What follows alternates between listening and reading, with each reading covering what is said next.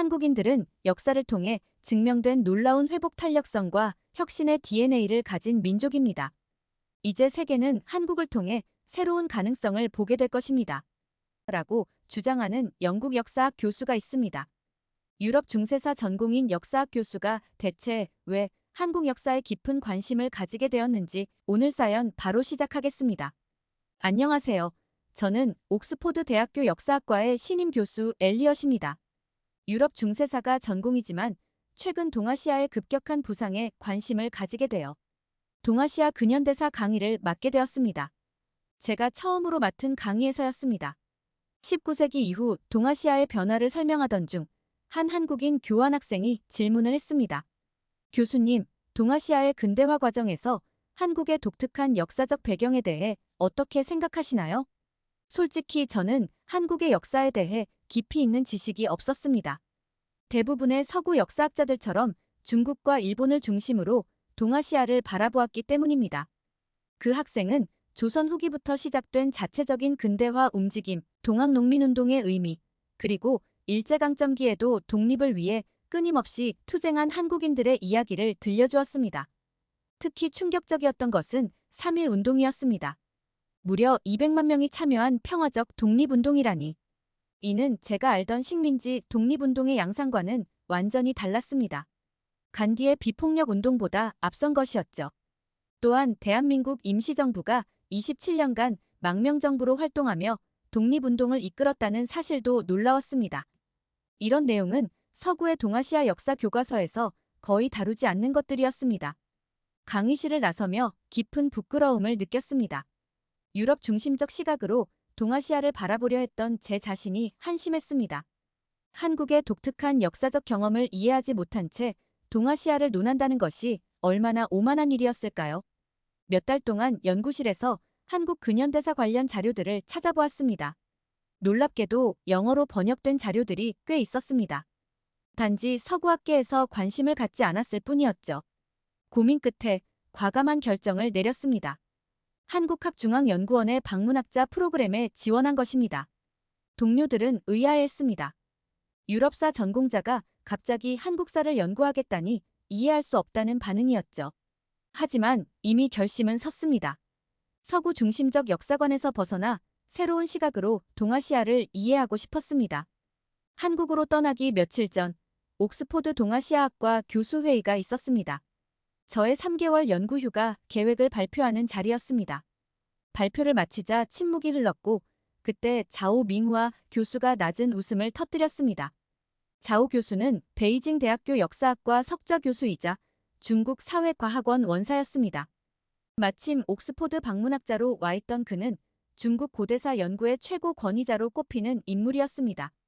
엘리엇 교수, 당신의 열정은 이해합니다만. 자오 교수가 중국어 악센트가 강한 영어로 말을 이었습니다. 한국이라니요? 연구할 가치가 있다고 보시나요? 회의실의 공기가 차가워졌습니다. 자오 교수는 계속해서 말했습니다. 한국은 줄곧 중국의 속국이었을 뿐입니다.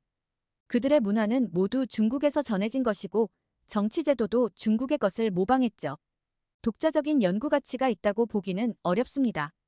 저는 침착하게 대답했습니다.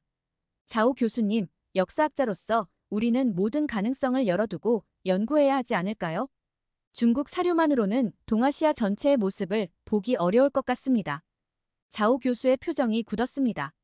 그는 자리에서 일어나며 말했습니다. 역사는 진실의 기록이어야 합니다. 당신이 한국에서 어떤 진실을 발견할 수 있을지 두고 보죠. 회의실을 나서며 생각했습니다. 한 국가의 역사를 이렇게 쉽게 단정 짓는 것은 학문적으로 옳지 않아 보였습니다. 객관적인 사료 연구를 통해 동아시아 역사의 새로운 측면을 발견할 수 있지 않을까요? 다음 날 비행기를 타기 전 책상 위에는 자오 교수의 최근 저서 중화문명의 확장이 놓여 있었습니다. 그 책에서 한국은 단 2페이지로 정리되어 있었습니다. 변방의 조공국이라는 제목 아래 말입니다. 역사는 다양한 관점에서 바라봐야 합니다. 저는 그 책을 가방에 넣으며 중얼거렸습니다. 인천행 비행기에서 저는 연구 계획을 꼼꼼히 정리했습니다. 한국의 사료들을 객관적으로 검토하여 동아시아 역사에 더 균형 잡힌 시각을 제시하고 싶었습니다. 서울에 도착한 첫날, 저는 국립중앙박물관을 방문했습니다. 유럽 중세사 전공자의 눈으로 보는 한국의 고대사는 매우 신선했습니다. 특히 고구려실에서 마주한 거대한 고분 벽화들은 압도적이었습니다. 말을 타고 사냥하는 무사들의 모습은 마치 살아있는 것 같았고, 벽화 속 인물들의 역동적인 표현은 고구려의 기상을 생생하게 전달해 주었습니다. 박물관의 한국학연구원 김 박사는 저의 방문 연구를 돕기 위해 특별히 배정된 가이드였습니다. 그의 설명에 따르면 고구려는 한때 만주 전역과 한반도 북부를 아우르는 거대 제국이었습니다. 스마트폰으로 보여준 고구려 영토의 최대 판도는 놀랍게도 당시 프랑크 왕국에 맞먹는 규모였습니다. 특히 김 박사가 보여준 살수대첩 디오라마 앞에서 저는 한동안 발걸음을 떼지 못했습니다. 수나라 양제가 이끈 113만 대군의 침공은 당시 고구려 전체 인구 300만 명의 3분의 1에 해당하는 규모였습니다. 이는 마치 오늘날 미국이 1억 명의 군대로 한 나라를 공격하는 것과 같은 충격적인 수치였습니다. 을지문덕의 전략은 놀라웠습니다. 처음에는 계속된 후퇴로 적을 지치게 만들었고, 이어서 살수강이라는 지형을 이용해 수나라 군대를 유인했습니다. 적군이 강을 건널 때를 기다렸다가 수문을 열어 물살로 덮치는 전략은 마치 클라우제비츠의 전쟁론을 눈앞에서 펼쳐보는 듯한 통찰력이었습니다. 전투의 결과는 더욱 충격적이었습니다. 113만 대군 중 30만 명만이 살아 돌아갔고, 이 패배로 수나라는 막대한 국력을 소모하여 결국 멸망하게 되었습니다. 한 번의 전투가 한 제국의 운명을 바꾼 것입니다. 을지문덕이 남긴 이기고자 하면 반드시 질 것이요, 지고자 하면 반드시 이길 것이다라는 말은 깊은 통찰력을 보여줍니다. 이는 단순한 전쟁 전략을 넘어 동양 철학의 정수를 담고 있었습니다. 디오라마는 그 처절한 전투 장면을 생생하게 보여주고 있었습니다. 유럽의 100년 전쟁을 연구해온 저에게도 이러한 전략적 깊이는 신선한 충격이었습니다. 을지문덕의 전략은 단순한 군사력의 충돌이 아닌 치밀한 계산과 지혜가 만들어낸 걸작이었습니다. 박물관을 나서며 저는 깊은 생각에 잠겼습니다. 유럽의 전쟁사만이 전부가 아니었습니다. 동아시아에도 이토록 뛰어난 전략가와 위대한 전투가 있었다는 사실이 저를 겸손하게 만들었습니다. 다음 날 아침, 강원도로 향하는 기차에 몸을 실었습니다. 김 박사는 귀주대첩의 현장이었던 귀주성터를 보여주겠다고 했습니다. 창밖으로 펼쳐지는 험준한 산맥들을 보며 1000년 전 이곳에서 벌어진 전투를 상상해 보았습니다. 귀주성터에 도착하자 놀라움을 금치 못했습니다. 거대한 산맥들 사이에 위치한 이 요새는 천연의 방어진지였습니다. 유럽의 중세 성곽들과는 전혀 다른 형태였습니다. 자연 지형을 최대한 활용한 동양의 축성 기술이 인상적이었습니다. 고려시대 강감찬 장군은 이곳에서 거란의 10만 대군을 맞아 싸웠다고 합니다. 당시 고려군은 겨우 2만 명이었지만 이 지형을 활용한 전략으로 대승을 거두었다고 합니다. 특히 흥미로웠던 것은 강감찬의 심리전이었습니다. 먼저 그는 거란군이 진군하는 길목에 있는 모든 마을을 비웠습니다. 주민들을 미리 대피시키고 식량과 물자를 모두 치웠죠. 적군은 긴 행군 끝에 보급품을 구할 수 없는 상황에 처했습니다. 그리고 밤마다 산 위에서 횃불을 켜고 북을 두들기게 했습니다. 계곡을 따라 울리는 북소리는 마치 수많은 군사가 있는 것처럼 들렸을 것입니다. 지친 거란군은 밤마다 긴장 속에 잠들어야 했습니다. 더욱 놀라운 것은 전투 당일의 전략이었습니다. 강감찬은 자신의 군대를 세 부분으로 나누어 매복시켰습니다. 산길을 따라 행군하던 거란군은 갑자기 사방에서 들리는 북소리와 함께 고려군의 기습 공격을 받았습니다. 좁은 계곡에서 벌어진 전투는 거란군에게 최악의 상황이었습니다. 그들의 우수한 기마병력은 제대로 힘을 발휘할 수 없었고 보급마저 바닥난 상태였습니다. 결국 거란군은 대패했고 이후 더 이상 고려를 침공하지 못했습니다. 현장을 둘러보며 강감찬의 전술이 얼마나 뛰어났는지 실감할 수 있었습니다. 그는 단순히 군사력의 열세를 극복한 것이 아니라 지형, 심리, 전술 모든 면에서 완벽한 전략을 구사했습니다. 특히 인상적이었던 것은 전쟁 이후의 기록이었습니다. 강감찬은 승리 후에 포로가 된 거란군을 인도적으로 대우했다고 합니다. 부상자를 치료해주고 식량을 제공하여 돌려보냈다는 기록은 당시로서는 매우 이례적인 것이었습니다. 유럽의 중세 전쟁에서는 찾아보기 힘든 모습이었습니다. 백년 전쟁 당시 영국과 프랑스는 서로의 포로를 참혹하게 다뤘고 십자군 전쟁에서도 무자비한 학살이 이어졌습니다. 숙소로 돌아오는 길에 생각했습니다. 강감찬의 전략은 단순한 군사 전술을 넘어서는 것이었습니다. 그것은 인문학적 통찰과 인간에 대한 깊은 이해가 결합된 것이었습니다. 서울로 돌아와 경복궁을 방문하던 중 조선의 외교 정책에 대한 새로운 시각을 발견하게 되었습니다. 조선이 명나라에 조공을 바쳤다는 단순한 사실만 알고 있었던 저에게 김 박사는 흥미로운 자료들을 보여주었습니다. 사신들의 외교 기록인 조천록과 연행록을 살펴보며 놀라움을 금치 못했습니다. 조선의 외교관들은 단순히 조공을 바치러 간 것이 아니었습니다. 그들은 치밀한 외교 전략가였고 문화 교류의 천병이었으며 정보 수집가였습니다. 특히 인상적이었던 것은 조선의 이중적 외교 전략이었습니다. 표면적으로는 명나라에 대해 극진한 예우를 표하면서도 실제로는 자신들의 독자적인 문화와 정치 체제를 고수했습니다. 이는 마치 중세 유럽에서 약소국들이 교황청과 맺었던 관계를 연상시켰습니다. 경복궁의 근정전에 앉아 있으니 조선의 외교 전략이 더욱 명확하게 이해되었습니다. 이곳에서 조선의 왕은 명나라 사신을 맞이했지만 동시에 자신만의 왕권을 행사했습니다. 그것은 마치 줄타기와도 같은 고도의 외교술이었습니다. 조선은 명나라의 문물을 받아들이면서도 그것을 자신들의 방식으로 재해석했습니다. 유교 문화를 수용하되 조선만의 독특한 성리학으로 발전시켰습니다. 중국의 과거 제도를 도입하되 조선만의 독특한 관료 제도를 만들어냈죠. 더욱 놀라웠던 것은 조선 왕조실록의 외교 기록이었습니다. 조선의 관료들은 명나라와의 외교에서 자존심을 지키면서도 실리를 추구하는 방법을 알고 있었습니다. 그들은 때로는 굽히고 때로는 당당히 맞섰습니다. 세종대왕은 명나라에 대한 예의는 지키면서도 독자적인 문자인 훈민정음을 만들었습니다. 이는 문화적 자주성을 지키려는 노력이었습니다. 명나라가 반대할 것을 알면서도 조선은 자신들의 길을 갔습니다. 경복궁의 경회로에서 바라본 연못은 고요했습니다. 이곳에서 조선의 관료들은 외국 사신들과 연회를 즐기며 미묘한 외교전을 펼쳤을 것입니다. 그들의 대화 속에는 표면적인 예의와 숨겨진 의도가 교차했을 것입니다. 해가 저물어가는 경복궁을 걸으며 생각했습니다. 조선의 4대 외교는 결코 굴종이 아니었습니다. 그것은 약소국이 강대국과 맞서는 지혜였고 실리를 추구하면서도 자존심을 지키는 방법이었습니다. 조선의 외교술은 오늘날 국제관계에도 시사하는 바가 크다고 생각했습니다. 강대국 사이에서 생존해야 하는 중소국가들의 외교 전략을 연구하는데 조선의 사례는 훌륭한 참고가 될 것 같았습니다. 다음 날 통영으로 향했습니다. 이순신 장군의 본영이었던 한산도를 방문하기 위해서였습니다. 김 박사는 차 안에서 임진왜란 당시의 상황을 설명해 주었습니다. 조선은 육지에서는 계속 패배했지만 바다에서는 단 한 번도 지지 않았다고 합니다. 한산도에 도착하자 눈앞에 펼쳐진 바다는 장관이었습니다. 좁은 수로와 수많은 섬들이 자연스러운 요새를 만들고 있었습니다. 이순신 장군은 이 지형을 완벽하게 활용했다고 합니다. 거북선 박물관에서 본 첨단 과학은 저를 놀라게 했습니다. 철갑으로 덮인 배는 당시로서는 혁신적인 발명품이었습니다. 특히 지붕에 박힌 쇠못들은 적군의 승선을 막는 동시에 화살과 포탄으로부터 선원들을 보호했습니다. 이건 정말 놀랍군요. 16세기에 이런 과학기술이 있었다니.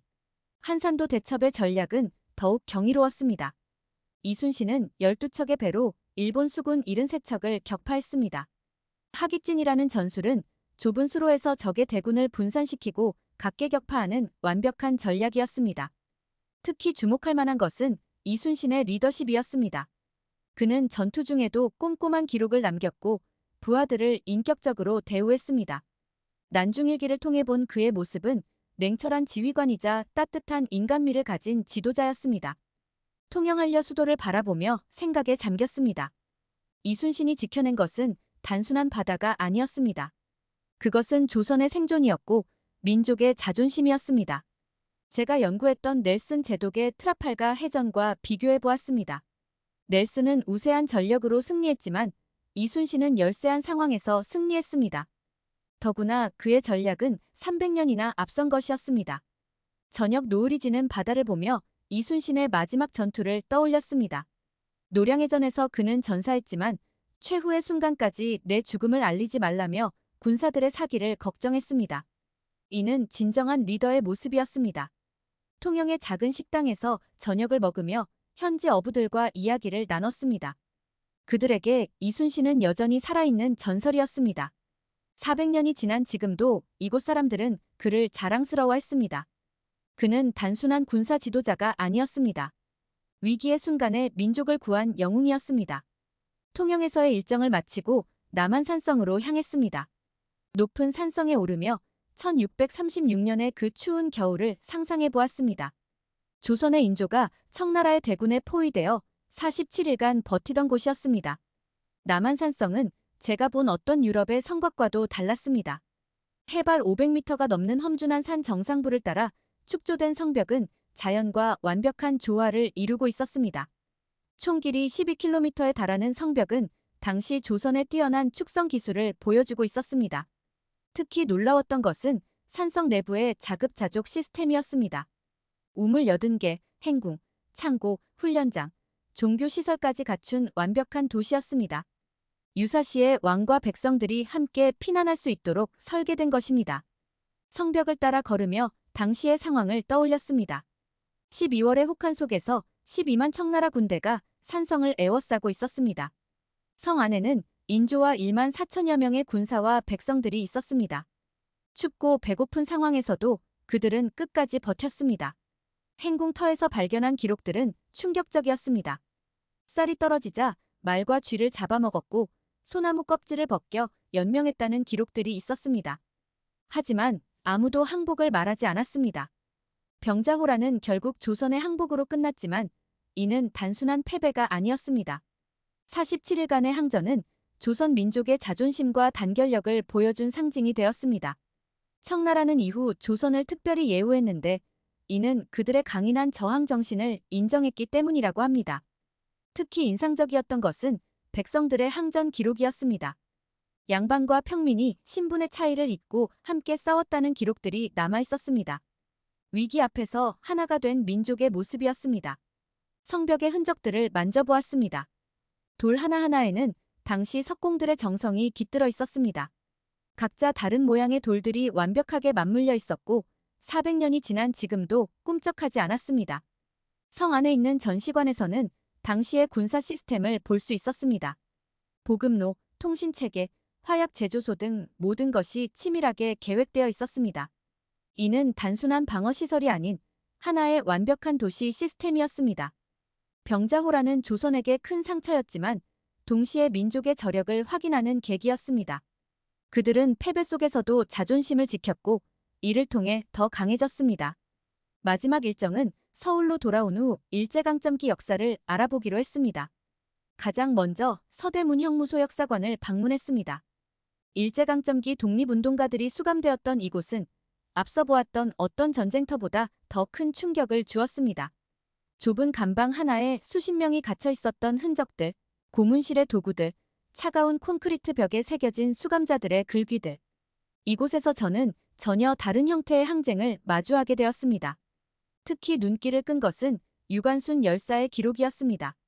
17세의 어린 나이에 독립운동을 주도하고 모진 고문 속에서도 끝까지 신념을 지켰던 그녀의 이야기는 가슴을 울렸습니다. 당시 여성의 인권이 거의 없었던 시대에 그녀의 용기는 더욱 빛났습니다. 3.1 운동 자료실에서는 더 큰 충격을 받았습니다.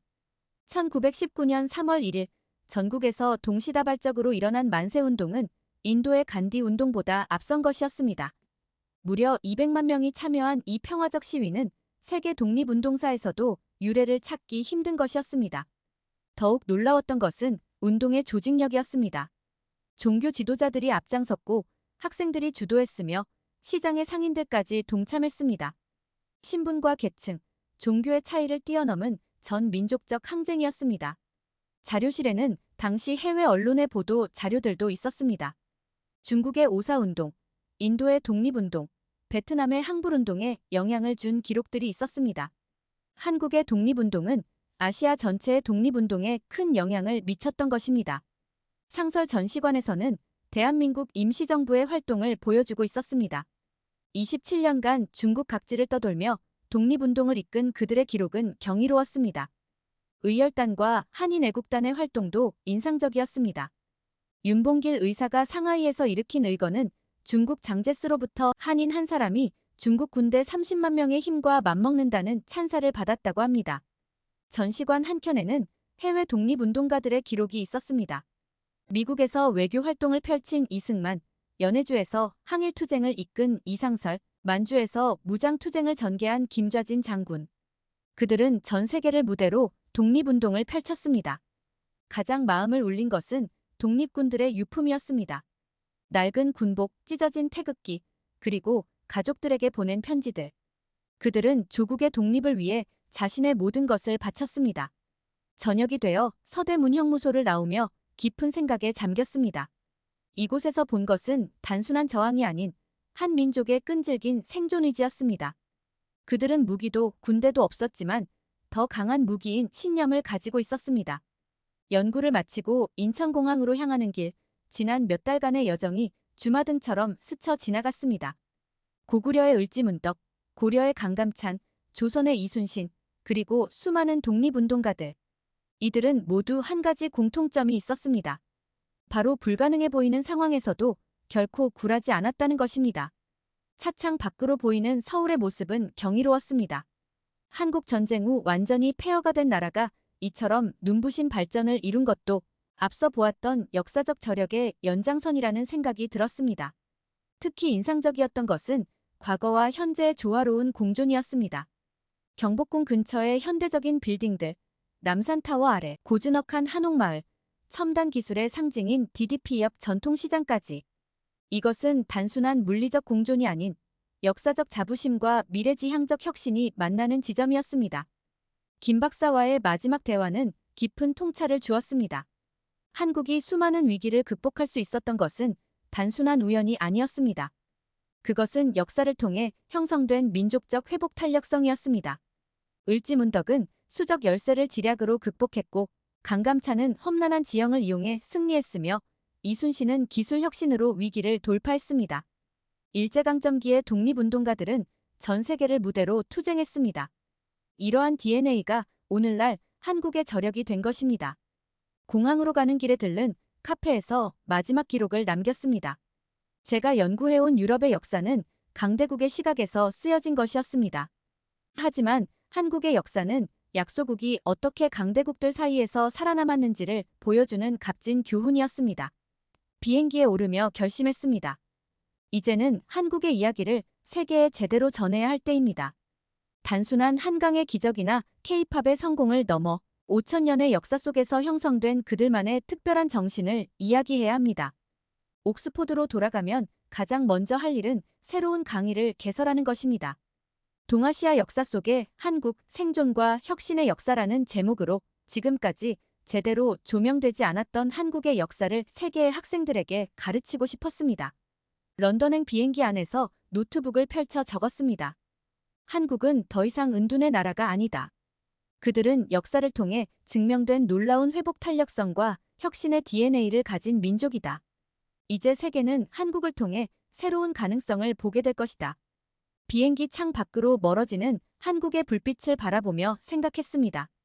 한국에서의 여정은 끝났지만 이것은 새로운 시작일 뿐입니다.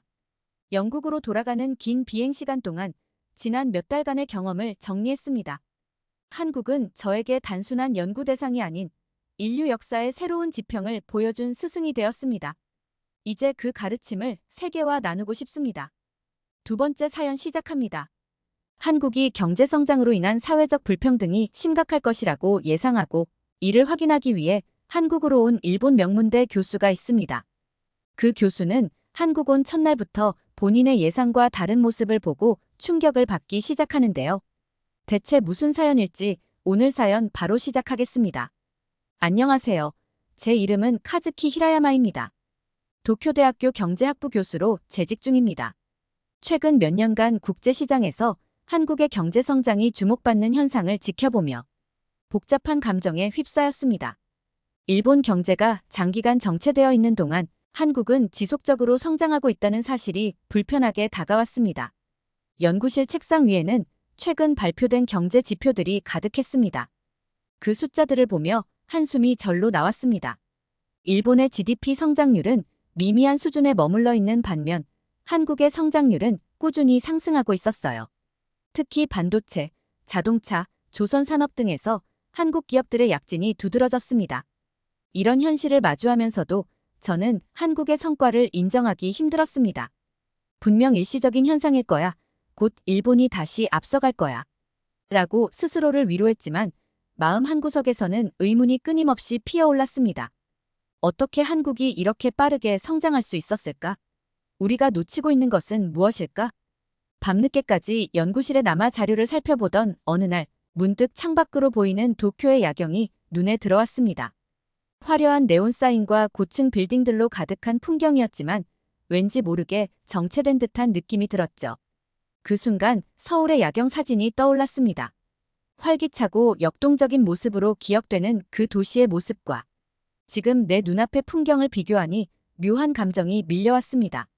퇴근길에 지하철을 타고 가면서 주변을 둘러보았습니다. 사람들의 표정은 피곤해 보였고 활기찬 모습을 찾아보기 힘들었습니다. 우리 사회가 언제부터 이렇게 정체되어 버린 걸까? 하는 생각이 들었어요. 한국의 경제 성장 뒤에 숨겨진 비결이 궁금해졌습니다. 집에 도착해서 TV를 켰더니 마침 한국 드라마가 방영 중이었습니다. 화면 속 서울의 모습은 제가 알고 있던 것보다 훨씬 더 현대적이고 세련되어 보였습니다. 드라마 속 젊은이들은 활기차고 열정적으로 보였어요. 이런 모습을 보며 한국의 성장이 단순한 숫자의 증가가 아닌 사회 전반의 변화와 연결되어 있다는 생각이 들었습니다. 잠들기 전 서재에서 경제 서적들을 뒤적이며 한국의 성장 요인을 찾아보려 했지만 기존의 이론들로는 한국의 급속한 성장을 완전히 설명하기 어려웠습니다. 결국 책을 덮고 침대에 누웠지만 머릿속은 여전히 복잡했습니다. 이대로 한국에 뒤처지게 되는 건 아닐까? 우리는 무엇을 해야 하는 걸까? 이런 생각들이 마음속에서 맴돌며 저는 한국의 경제 성장에 대해 더 깊이 알아보고 싶다는 욕구를 느꼈습니다. 하지만 동시에 그들의 성과를 인정하고 싶지 않은 묘한 감정도 들었습니다. 이런 복잡한 마음을 안고 잠이 들었어요. 다음 날 아침 연구실로 향하는 길에 우연히 한국 유학생을 만났습니다. 그는 열정적으로 자국의 발전에 대해 이야기하고 있었죠. 처음에는 그의 말을 반신반의하며 들었지만 그의 눈빛에서 느껴지는 자부심과 확신은 무시할 수 없었습니다. 연구실에 도착해 컴퓨터를 켜고 한국의 경제 지표들을 다시 한번 꼼꼼히 살펴보았습니다. 수치상으로는 분명 놀라운 성장이었지만 여전히 의구심이 남았습니다.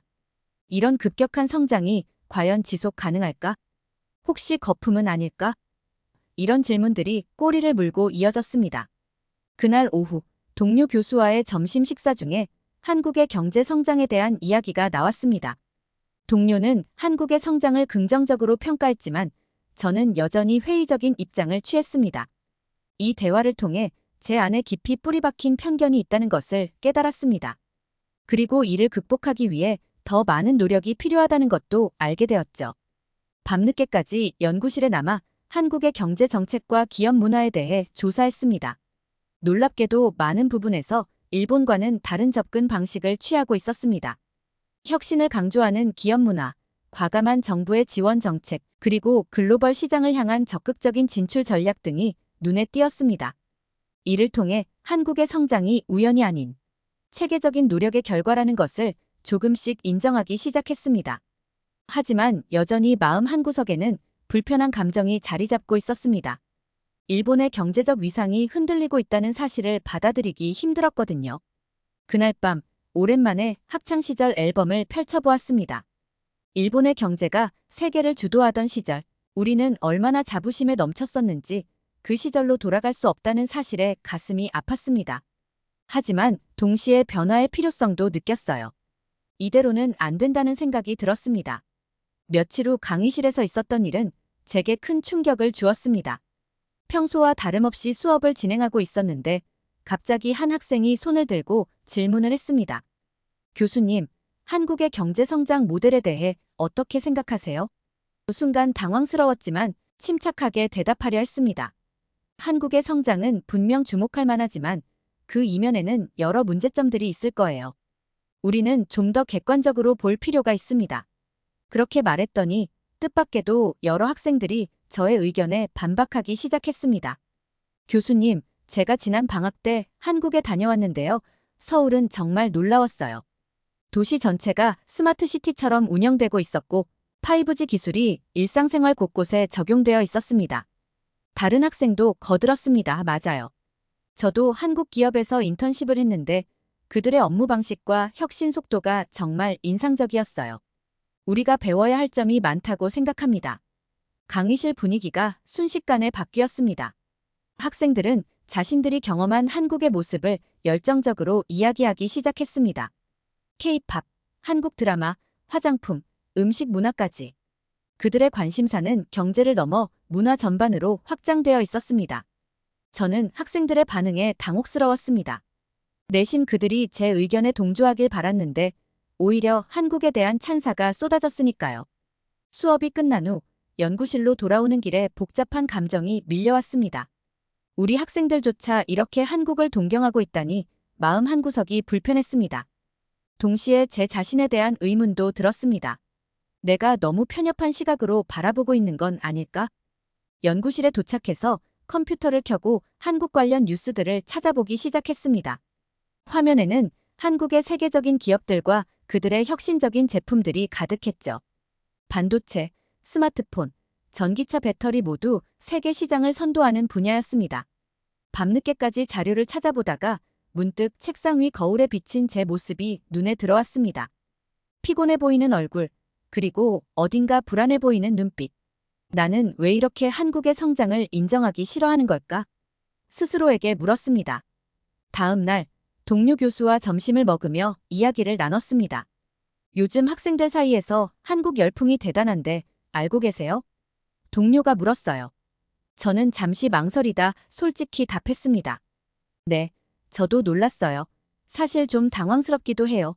동료는 미소를 지으며 말했습니다. 변화를 두려워하지 마세요. 오히려 이런 현상을 연구의 기회로 삼아보는 건 어때요? 우리도 배울 점이 있을지 모르잖아요. 그의 말에 고개를 끄덕이긴 했지만 마음속으로는 여전히 갈등이 있었습니다. 그날 밤 오랜만에 앨범을 꺼내 과거 사진들을 보았습니다. 20년 전 한국을 방문했을 때의 모습이 담긴 사진들이었죠. 그때의 서울과 지금 학생들이 말하는 서울은 너무나 달랐습니다. 이렇게 빠르게 변할 수 있다니 놀라움과 동시에 묘한 부러움이 밀려왔습니다. 다음 날 아침 강의실로 향하는 길에 우연히 한국 유학생과 마주쳤습니다. 그는 밝은 표정으로 인사를 건넸고 저는 무의식적으로 한국어로 답례를 했습니다. 그 순간 제가 얼마나 한국 문화에 노출되어 있었는지 깨달았습니다. 강의 중에는 의도적으로 한국의 경제 모델을 예로 들어 설명해 보았어요. 학생들의 반응은 예상대로 뜨거웠습니다. 그들의 질문은 날카롭고 통찰력 있었습니다. 특히 한 학생이 던진 질문이 인상 깊었습니다. 교수님, 일본이 한국의 성공 모델에서 배울 점은 무엇이라고 생각하시나요? 이 질문에 즉답을 하지 못했습니다. 대신 그건 우리가 함께 연구해 볼 만한 주제네요. 라고 답했습니다. 수업이 끝난 후 몇몇 학생들이 남아 한국에 대해 더 이야기하고 싶어 했습니다. 처음에는 불편한 마음이 들었지만 그들의 열정을 무시할 수 없었죠. 학생들과 이야기를 나누면서 제가 얼마나 한국에 대해 모르고 있었는지 깨달았습니다. 그들은 한국의 스타트업 문화, 혁신적인 교육 시스템, 그리고 글로벌 시장을 향한 도전 정신에 대해 열띤 토론을 펼쳤습니다. 그날 밤 연구실에서 늦게까지 한국 관련 자료를 찾아보았어요. 경제 지표뿐만 아니라 사회, 문화적 측면에서도 한국의 변화를 살펴보았습니다. 놀랍게도 많은 부분에서 일본보다 앞서 나가고 있었어요. 특히 디지털 전환과 신산업 육성 정책이 인상적이었습니다. 다음 날 아침, 동료 교수들과의 회의에서 한국 연구 프로젝트를 제안했습니다.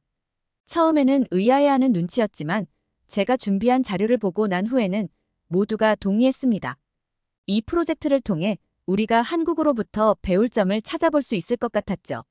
주말에는 도쿄의 한인타운을 방문했습니다. 그곳의 활기찬 분위기와 다양한 문화적 요소들이 눈에 들어왔어요. 한국 식당에서 식사를 하면서 옆 테이블의 젊은이들이 한국어로 대화하는 것을 들었습니다. 그들의 대화 속에서 한국의 최신 트렌드와 기술에 대한 이야기가 오갔습니다. 이런 경험들을 통해 저는 점점 한국의 성장이 단순한 경제적 현상이 아니라는 것을 깨닫게 되었습니다. 그것은 사회 전반의 변화와 혁신, 그리고 젊은 세대의 열정이 만들어낸 결과였죠. 더 이상 이를 부정하거나 무시할 수 없다는 생각이 들었습니다.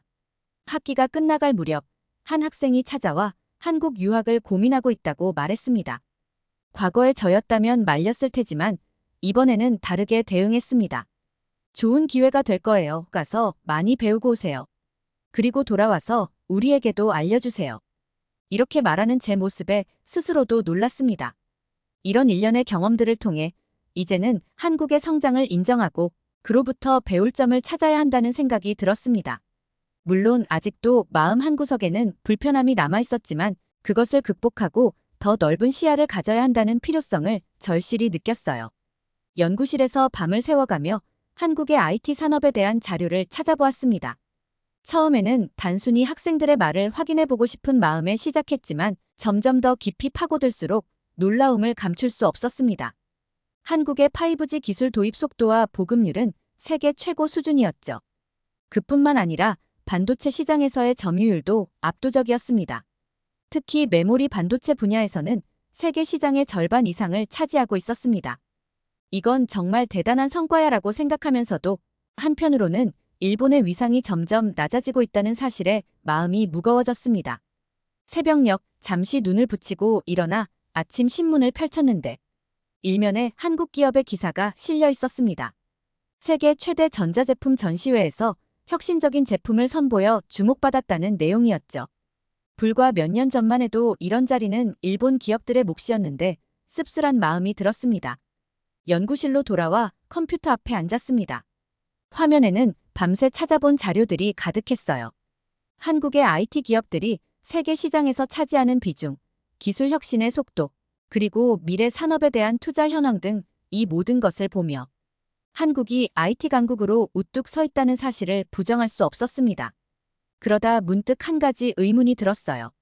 이렇게 빠른 성장의 이면에는 어떤 문제가 있을까? 저는 곧바로 한국의 사회 문제에 대해 검색하기 시작했습니다. 청년 실업, 노인 빈곤, 극심한 경쟁 사회, 확실히 문제점들도 있어 보였습니다. 한국의 발전된 모습만큼이나 이면의 문제점에 대해도 깊은 관심이 생겼습니다.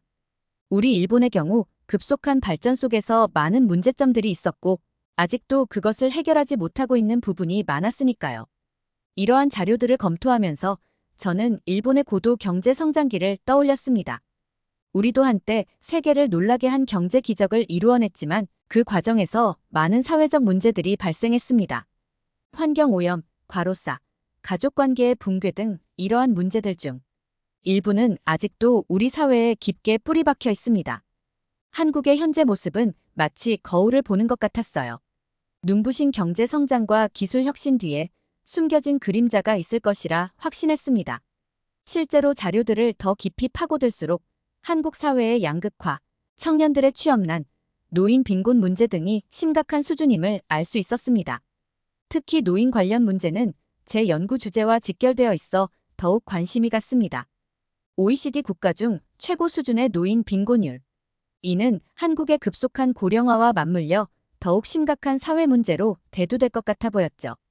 이러한 발견은 제 연구의 새로운 방향성을 제시해 주었습니다. 한국이 급속한 경제 발전 과정에서 발생하는 사회 문제들을 어떻게 해결해 나가는지, 그리고 그 과정에서 노인 복지 정책이 어떤 역할을 할 수 있는지에 대해 깊이 있게 탐구해야겠다고 생각했습니다. 동시에 이는 일본에게도 중요한 교훈이 될 수 있을 것 같았습니다. 우리가 겪었던, 그리고 아직도 해결하지 못한 문제들을 한국은 어떻게 대처해 나가는지 면밀히 관찰하고 배울 점을 찾아야 할 것 같았습니다. 저는 결국 한국을 직접 방문하기로 결심했습니다. 한국의 발전 과정도 배워야겠다고 생각했지만 제가 연구하고 있는 노인 문제도 직접 보고 싶었습니다. 특히 정보기술의 발전으로 인해 노인들이 고립되고 경제 성장으로 인한 사회적 불평등이 심각할 것이라고 예상했습니다. 이를 확인하기 위해 한국의 노인층과 사회적 현장을 탐방할 계획을 세웠습니다. 김포공항에 도착해서 서울로 향하는 공항철도에서 첫 번째 놀라움을 경험했습니다. 한 노인분이 스마트폰으로 능숙하게 교통카드를 결제하는 모습을 보았습니다. 옆자리의 다른 노인분은 휴대폰으로 유튜브 영상을 보고 계셨습니다. 이게 내가 예상했던 모습일까? 라는 의문이 들기 시작했습니다. 서울 도심에 들어서자 더욱 놀라운 광경이 펼쳐졌습니다. 거리 곳곳에 설치된 스마트 가로등은 보행자의 움직임을 감지해 자동으로 밝기를 조절했고, 횡단보도는 보행자의 안전을 위해 바닥에 LED 신호등을 설치해 놓았더군요. 첫날 식사를 위해 들른 레스토랑에서는 또 다른 놀라움이 기다리고 있었어요. 테이블에 설치된 태블릿으로 메뉴를 주문하고 결제까지 모두 처리할 수 있었죠. 더 놀라운 것은 주변의 노인 손님들도 이 시스템을 어려움 없이 사용하고 있다는 점이었습니다. 호텔로 돌아오는 길에 우연히 한 스마트시티 홍보관에 들르게 되었습니다. 그곳에서 서울시의 미래 계획을 접하게 되었는데, 인공지능과 빅데이터를 활용한 도시 관리 시스템, 자율주행, 대중교통 네트워크, 그리고 신재생 에너지를 활용한 친환경 도시 구축 등의 계획은 저를 놀라게 했습니다. 특히 인상 깊었던 것은 노인 복지와 기술의 융합이었습니다. 독거노인을 위한 AI 돌봄 서비스, 웨어러블 기기를 통한 건강 모니터링 시스템 등은 제가 연구하고자 했던 노인 복지 정책의 범주를 훨씬 뛰어넘는 것이었습니다. 그날 밤 호텔 창문으로 서울의 야경을 바라보며 깊은 생각에 잠겼습니다. LED 조명으로 빛나는 도시의 모습은 마치 살아 숨쉬는 유기체 같았죠. 제가 알고 있던 한국, 그리고 오늘 하루 동안 경험한 한국은 너무나 달랐습니다. 기술의 발전은 물론이고 그 기술을 사회 전반에 융합시키는 속도와 범위가 놀라웠습니다. 노트에 이렇게 적었습니다. 한국의 발전 속도와 수준은 내 예상을 훨씬 뛰어넘었다. 이제 일본이 한국을 따라잡아야 하는 분야가 생긴 것 같다.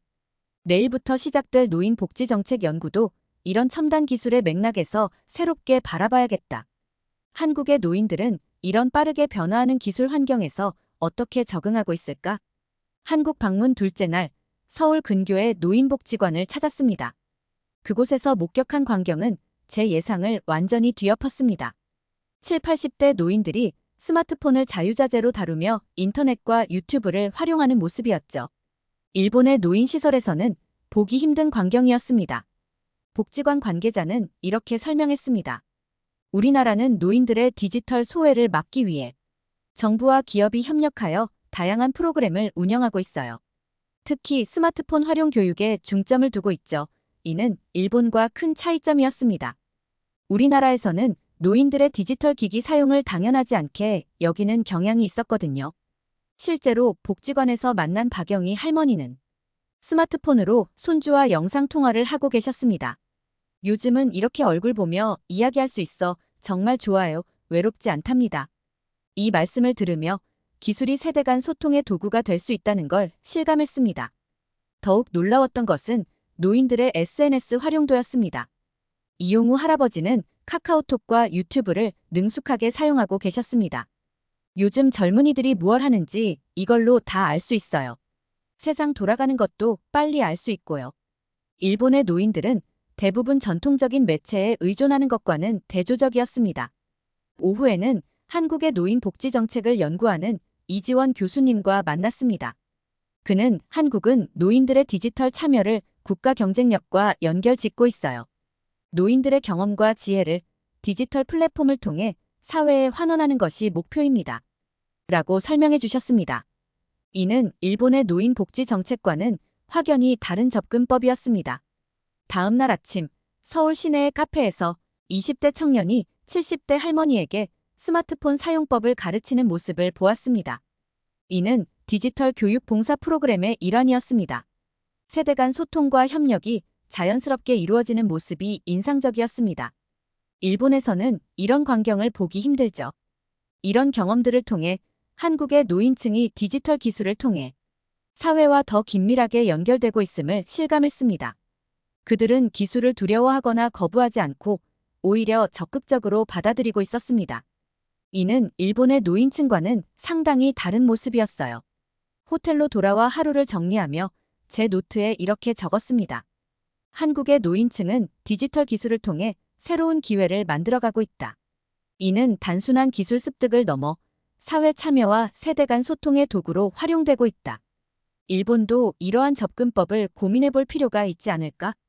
이 경험을 통해 저는 일본의 노인 복지 정책에 대해 새로운 시각을 가지게 되었습니다. 우리도 노인층의 디지털 참여를 적극적으로 지원하고 그들의 경험과 지혜를 사회에 환원할 수 있는 방안을 모색해야 할 것 같았습니다. 이것이 바로 초고령 사회를 대비하는 효과적인 방법 중 하나가 될 수 있을 것 같았습니다. 다음 날 서울의 한 주택가를 방문했습니다. 그곳에서 저는 뜻밖의 광경을 목격했습니다. 70대로 보이는 노인분들이 조끼를 입고 거리를 청소하고 계셨습니다. 호기심에 이끌려 다가가 보니 그분들은 지자체에서 운영하는 노인 일자리 사업에 참여 중이라고 했습니다. 김철수 할아버지는 친절하게 저를 맞아주셨어요. 저는 여기서 1년째 일하고 있습니다. 주 3일, 하루 3시간씩 동네 청소를 하죠. 적은 돈이지만 용돈도 벌고 운동도 되고 좋습니다. 처음에는 단순히 노인 빈곤 문제 때문에 시작된 프로그램이라고만 생각했습니다. 하지만 김 할아버지와 대화를 나누면서 이 일이 경제적 지원 이상의 의미가 있다는 것을 깨달았습니다. 처음에는 돈이 필요해서 시작했어요. 연금만으로는 생활이 빠듯하거든요.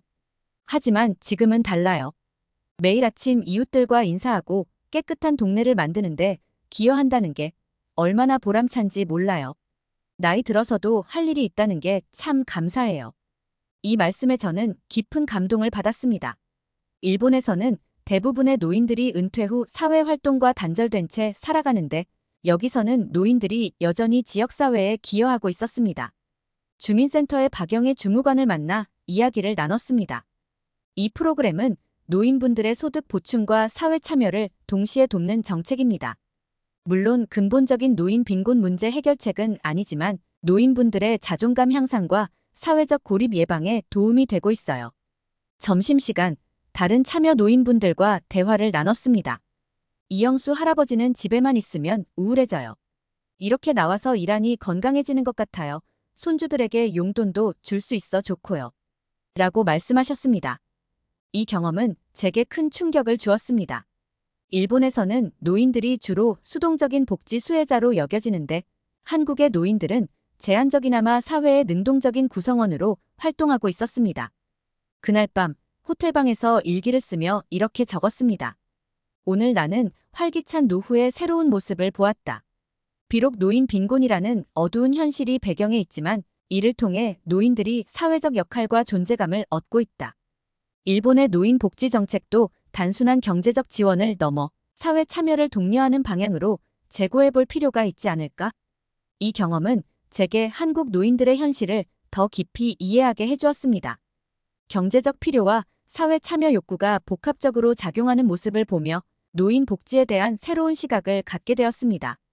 한국 방문의 마지막 날, 저는 서울대학교 경제학과의 박 교수와 만남을 가졌습니다. 지난 며칠간의 다양한 경험을 공유하고 싶었기 때문입니다. 박 교수는 제 관찰에 대해 깊은 관심을 보였습니다. 히라야마 교수님, 흥미로운 관찰이네요. 노인 복지 정책뿐만 아니라 우리나라의 전반적인 발전 모습에 대해 어떻게 생각하세요? 이 질문에 저는 잠시 생각에 잠겼습니다. 사실 노인 복지 정책 외에도 한국의 여러 면에서 놀라움을 금치 못했어요. 특히 IT 기술과 디지털 혁신 분야에서 한국이 크게 앞서 나가고 있다는 인상을 받았습니다. 박 교수는 고개를 끄덕이며 말했습니다. 맞아요. 우리나라는 빠른 속도로 디지털 전환을 이루어내고 있죠. 5G 기술, 반도체 산업, 그리고 스마트 시티 구축 등에서 세계를 선도하고 있습니다. 우리는 양국의 발전 전략에 대해 깊이 있는 대화를 나눴습니다. 한국의 신속한 의사결정 구조, 혁신을 장려하는 기업 문화, 그리고 정부의 적극적인 지원 정책 등에 대해 이야기를 나누면서 저는 점점 더 큰 깨달음을 얻게 되었습니다. 박 교수님, 이번 방문을 통해 확실히 알게 된 것이 있습니다. 일본이 한국으로부터 배워야 할 점이 정말 많다는 거예요. 노인 복지 정책뿐만 아니라 기술 혁신과 경제 발전 전략 측면에서도 말이죠. 박 교수는 미소를 지으며 대답했습니다. 우리도 과거에 일본의 발전 모델을 많이 참고했어요. 이제는 서로가 서로에게 배우는 관계가 된 것 같네요. 양국이 협력한다면 더 큰 시너지를 낼 수 있을 거예요. 이 대화는 제게 큰 울림을 주었습니다. 귀국을 앞두고 공항으로 향하는 차 안에서 저는 이번 방문의 경험을 정리해 보았습니다. 첫째, 한국의 디지털 혁신 속도와 그 범위가 놀라웠습니다. 일상생활 곳곳에서 첨단 기술이 활용되고 있었고, 이는 노인층의 삶의 질 향상에도 크게 기여하고 있었습니다. 둘째, 한국 기업들의 과감한 투자와 도전 정신이 인상적이었습니다. 새로운 기술과 서비스를 개발하고 글로벌 시장에 진출하는 모습은 일본 기업들에게도 좋은 본보기가 될 수 있을 것 같았습니다. 셋째, 정부의 적극적인 지원 정책과 규제 완화 노력이 혁신을 가속화하고 있다는 점을 알게 되었습니다. 이는 일본 정부가 참고해야 할 중요한 부분이라고 생각합니다. 비행기에 오르며 저는 결심했습니다. 일본으로 돌아가 이번 경험을 동료들과 공유하고 우리나라의 발전 전략에 새로운 방향을 제시해 보려고 합니다.